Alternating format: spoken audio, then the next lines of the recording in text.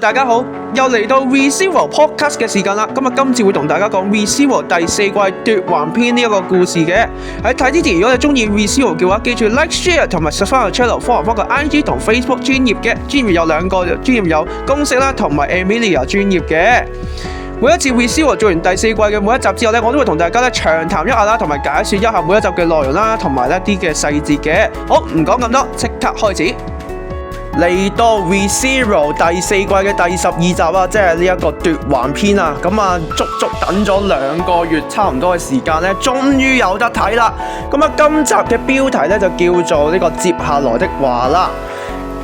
核心大綱咧就係Subaru重拾翻自己嘅起點啦，承接住咧就係上一次咧佢救咗愛蜜莉再次死亡回歸，回到去呢個原點嘅時候咧。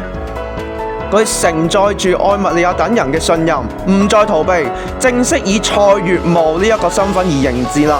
經歷咗種種喺喪失篇絕望同埋無數嘅殘酷死亡回歸之後呢，喺新嘅盤點醒來啦，為咗新嘅 Subaru 嘅主角吸收咗之前嘅教訓，決定喺適當範圍之下坦白目前嘅局勢同埋情報。而佢第一個醒來嘅目標呢，就係要處理拉姆嘅關係同埋種種嘅危機，而承接住上一次嘅死亡回歸呢，係一個解不錯嘅開局。新一輪嘅智商與心理薄霧開始呢，佢必須要觸發到致命詛咒嘅前提下，要修整晒所有嘅錯誤同埋推進劇情啊！今次咧呢一個 podcast 咧，即係呢個下半部分咧，我就唔會成集講晒啦，因為咧有觀眾反映咧就話我每一次咧就係講 podcast， 但係咧就將成集內容講一次咧就好悶啊！咁我就直接將重點每一集嘅內容嘅重點抽出嚟，然後解說，咁就算啦。咁啊，告別上一部分喪失篇失憶同埋無助飽受折磨嘅蔡月霧，迎接住完全覺醒同智商在線嘅全新 loop 啊！動畫呢係充滿住意識流嘅神秘感啦。當佢擘開隻眼之後呢，就進入到呢個影之庭園啊！呢一個嫉妒之魔女嘅窒息而充滿深情嘅我愛你嘅聲音嘅影子之下，突然間喺死亡回歸後甦醒，經歷咗呢一個嘅倍之後呢，佢嘅靈魂深處重新審視自己啊，看住依然毫無保留信任嘅同伴們就反思，原本嘅蔡月霧到底有啲咩努力，付出咩代價先換來碧翠絲佢哋深切嘅愛同埋信任呢？佢嘅警告自然就絕對唔會將呢個情感理所當然啦。而佢嘅眼神嘅變化咧，宣告蔡月霧即將封神啊，全面回歸啊！咁啊，呢一次咧，蔡月霧醒來嘅時候咧，就沒有掩飾自己嘅軟弱同埋感動啊！佢一見到碧翠絲咧，就徹底崩潰同埋喊啊！呢一幕咧係非常之有情感同，而愛蜜莉亞都選擇。雖然想責備佢啦，佢成日亂嚟啦，但係都見到蔡月霧嘅複雜同埋堅定嘅心嘅眼神，都決定毫無保留咁樣背住支持佢啊！而呢一次 loop 咧，Subaru 咧選擇咗承擔所有秘密，導致行為詭異，引發同伴猜測。佢學精咗一個重要嘅戰術，就係主動坦白自己真係失去咗嚟到異世界所有嘅記憶。而拉姆咧就試探佢啦，其實佢頗受懷疑嘅，質問佢究竟有冇同愛蜜莉亞同碧翠絲講同樣嘅說話，而Subaru就坦誠就話佢哋兩個都知道我失咗憶，但係佢哋嘅懷疑並沒有而放棄。而拉姆就感嘆佢話大家都深受你影響啊，但係 Subaru 堅定一定會承諾。一定會救翻雷姆。次咧，拉姆直接打咗Subaru一下，呢個係好好笑。嗰時咧，拉姆咧就好似好信任佢啦。好啦，我相信你一定會救翻雷姆，跟住對轉頭就一巴車落去咁樣。咁嗰個咧係我笑咗出嚟嘅，真係嗰個係幾好笑嘅，讓兩人建立初步嘅信任同埋同盟啦。而 Subaru 亦都聰明咁樣隱瞞咗死亡回歸同埋部分未來致命嘅情報，透露足以讓大家配合佢嘅資訊，完美咁樣去不觸發呢一個嫉妒之魔女嘅詛咒，即係死亡回歸啦，去推動團隊嘅努力同埋完美嘅平衡。而呢第一次死就係俾人推咗落去樓梯啊嘛。咁佢今次咧，終於咧捉到個兇手啦。喺呢個賢者之塔嘅巨大螺旋樓梯上咧，上一次 loop 咧就係俾呢個人咧推咗落去，跌死咗2次啦。兇手就唔知邊一個，而今次咧佢透過死亡回歸帶來嘅預知外掛咧，就終於走到樓梯時咧，故意露出破綻，在暗處黑手伸出嘅時候咧，捉住咗佢，終於揾到兇手啦！原來兇手咧就係 Maylie 啦，呢個年紀少少嘅捕獸士啊，即係魔獸士啊。咁阿 Maylie 俾人捉住嘅時候咧，就其實露出咗一個非常之天真無邪嘅笑容咧，就話一定係誤會啦。但係而家嘅 Superboy 咧就已經唔係以前嘅 Superboy 啦，佢比任何人更加了解佢，所以咧就識破咗咧呢個 Maylie 嘅計劃啦，指出咗 Maylie 極度不安同說謊嘅時候咧，手係會不由自主咁樣摸自己嘅邊嘅，呢個習慣咧就係模仿佢最依賴同埋已經死去嘅姐姐艾莉莎。咁咧佢成集咧其實有大概1/3咧係講翻佢以前，即係阿 Maylie 俾阿艾莉莎從森林度捉翻去殺人公會啦，即係呢一個色欲組織嘅時候嘅一啲故事啦。咁呢個咧大家就要睇翻我之前，其實我解釋過噶啦已經，咁我就唔重複啦。咁就要睇翻前幾集嘅 podcast 啦，係我會揾翻出嚟嘅，我寫翻喺度。咁你睇翻嗰一集咧，就會明白點解阿 Maylie 咧係會變成咁樣啦。咁其實佢今集都講多咗少少嘅，就係講話 Maylie 咧係本身唔識講嘢嘅，淨係識喺度咬人嘅啫。但係佢咧就透過模仿佢姐姐，即係好似媽媽咁樣同佢，好似媽媽一樣咁樣去保護佢同埋照顧佢嘅艾莉莎去講嘢咧，就學識點樣人咁樣講嘢嘅。即係本身佢唔識嘅，係啦，佢就係識咬人啦，同埋俾呢個咧色欲咁啊，都係學就會學艾莉莎咁樣去生活啊、衣着啊、講嘢啊、行為啊咁樣啦。咁啊，結果就成為一個專業殺手咁樣啦。咁佢亦都喺識破嘅瞬間咧，就嬲啦，跟住就話你唔好用咁樣嘅一副好似識我咁樣嘅樣嚟講嘢啦，而透露自己咧扭曲嘅心理啊。佢其實喺沙漠之中咧已經有好多個機會想殺死阿 Superboy， 但當時冇喐手啊。喺連串嘅呢一個機會開始嘅時候咧，佢嘅殺人就會變成一個不可以停止嘅衝動同埋依賴啊。原來咧長月達平喺呢一集咧都埋藏咗好多嘅伏線啦，同埋呢一個細節嘅。咁我就一一話俾大家知啦。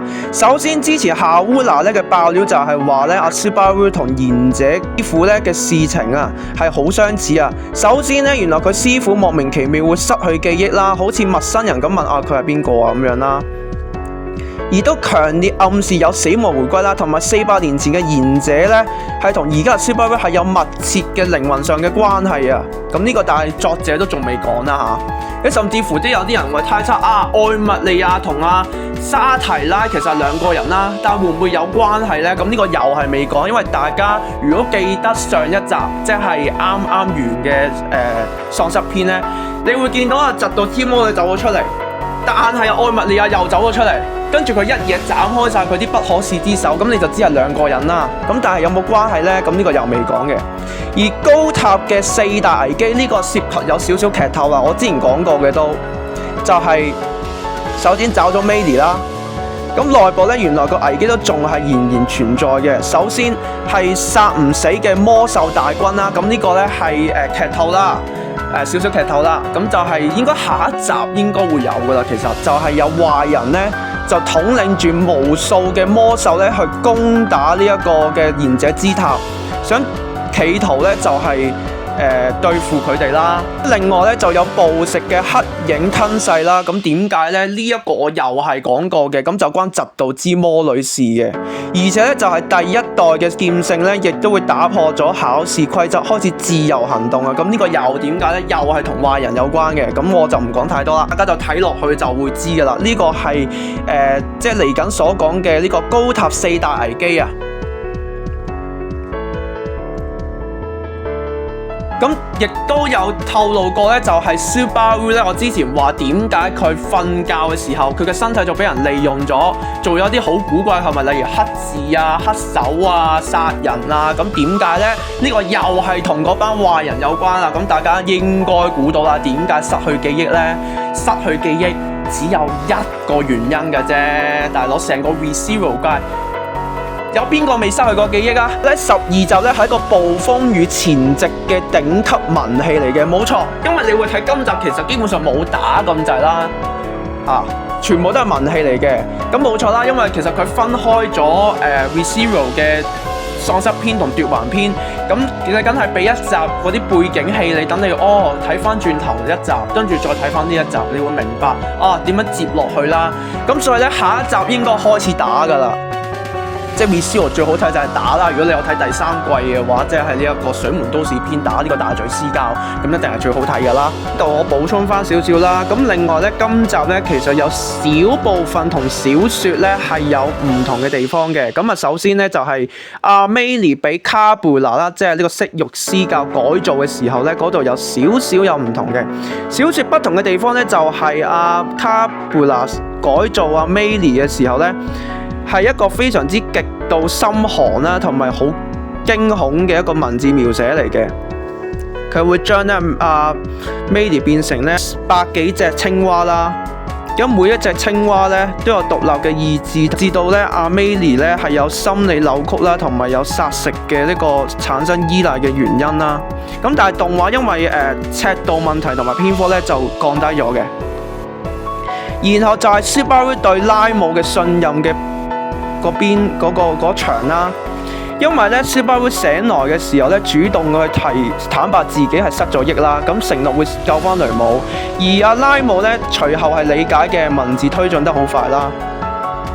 而小説咧中間有一段咧就係話高強度嘅心理拉鋸戰啊，咁啊失憶嘅 Subaru 對住拉姆嘅時候咧，內心滿咗極度不安全感同自我懷疑嘅。佢一邊話隱瞞自己死無回根啦，但一邊言語上就會試探拉姆自己到底嘅忍耐力係幾高啦。而小説咧嘅花嘅篇幅咧喺拉姆嘅銳利嘅眼神嘅變化嗰度係比較高啦。而 Subaru 喺話救雷姆之前咧，內心係經過無數次嘅推演同埋掙扎嘅，先至講到出口嘅。咁但係因為動畫就直接講咗出口咯。佢提到師傅啦，阿弗萊蓋爾咧，有時候會故意假裝唔認識同埋玩佢嘅。但係小説讀者咧眼中一個非常之重要嘅伏筆就係佢究竟係分唔清楚究竟師傅係玩啦，定係同 Subaru 一樣真係會有呢個記憶同埋清洗靈魂替換嘅一個情況出現啦。咁動畫為咗加快節奏咧，呢一段咧係刪減咗嘅。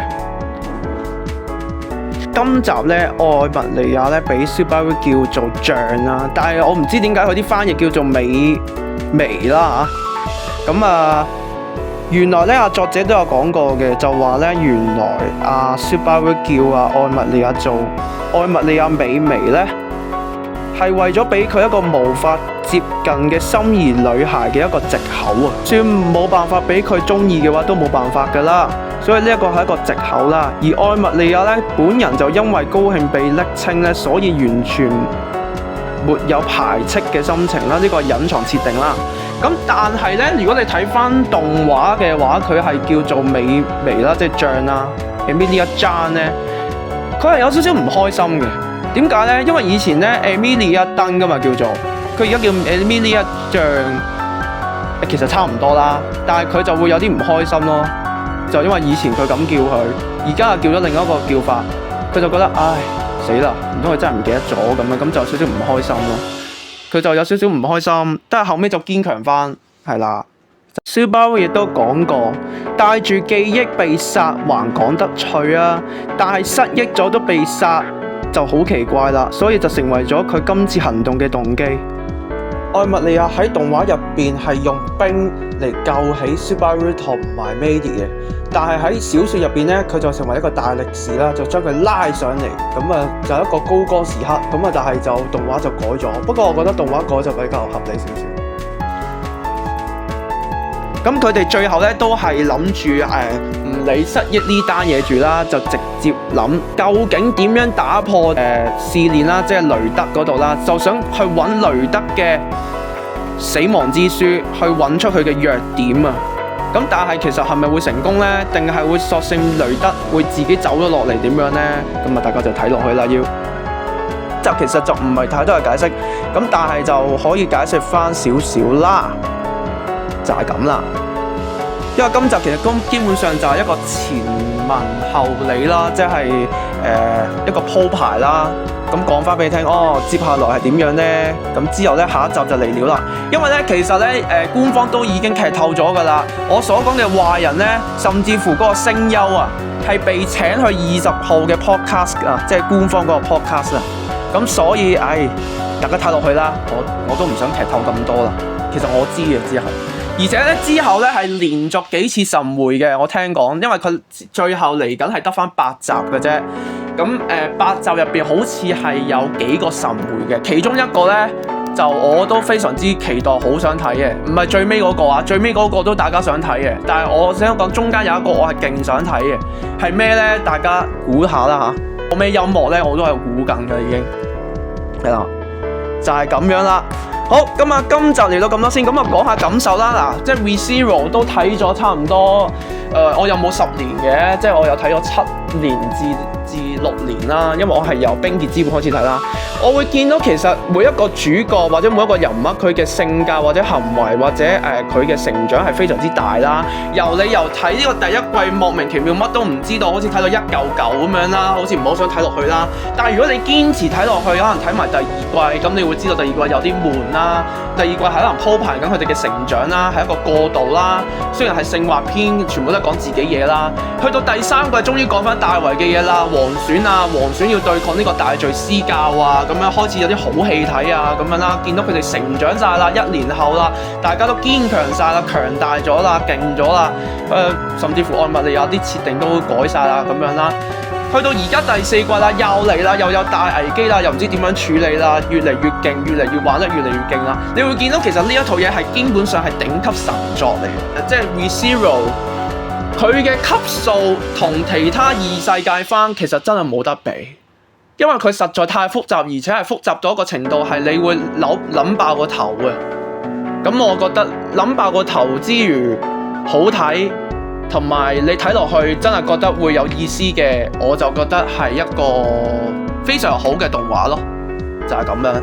咁而今集就大家終於可以見翻 EMT 啦，又可以見翻碧翠絲啊嗰啲好中意嘅人物啊咁樣啦。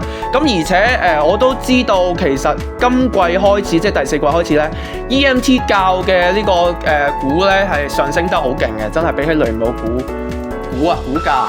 係啊，咁就上升得好勁，咁我都知道咧，我都喺動漫節識咗幾個朋友仔係中意 EMT 嘅，真係越嚟越多人中意 EMT 嘅，咁大家都跟隨我呢一個步伐去繼續進行呢個 EMT 教咧，咁啊，我就非常之開心啦，係啦，咁嚟緊都預告一下啦，一樣都唔關事嘅，不過都預告一下啦。